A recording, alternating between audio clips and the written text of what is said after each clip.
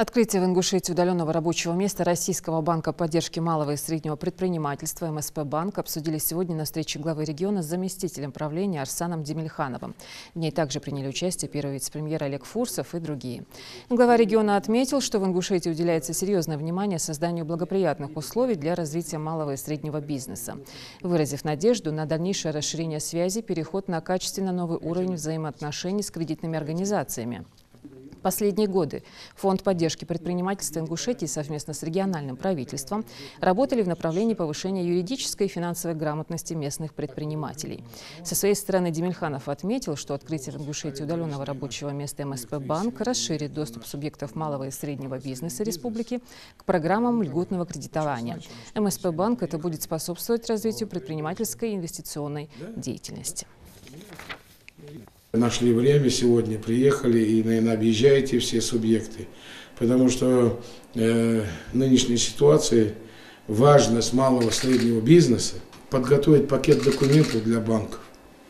Они обязаны помочь любому гражданину, который открыть хочет или развить хочет тот или иной малый и средний бизнес.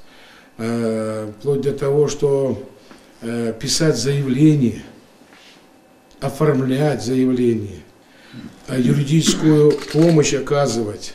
И вот недавно бизнес собирали мы, я им сказал, помочь мы, даже вот вы будете помогать, даже правительство, когда выделяет субсидии, вы должны юридически оформить все свои малые и средние предприятия, да и большие тоже. Главой республики поставлена задача сократить период рассмотрения всех инвестпроектов, которые приходят к нам в Минэкономразвитие. Мы старательно в этом направлении работаем.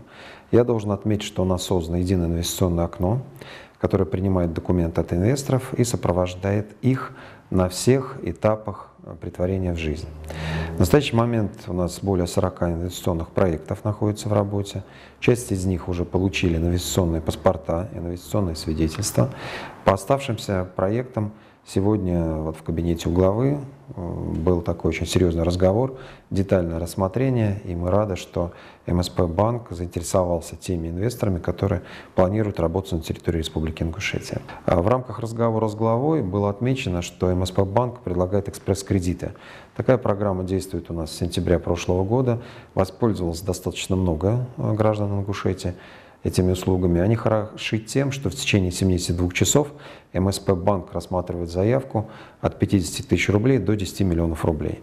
То есть это как раз для малого и среднего предпринимательства очень такие востребованные суммы, которые могут помочь в развитии того или иного бизнеса. За 9 месяцев прошлого года мы перевыполнили план по количеству рабочих мест, созданных в МСП, скажем так, среде, на 151%. Это один из лучших результатов в России. Если говорить о количестве малых предприятий, то здесь мы показали тоже хороший результат, 135% от плана.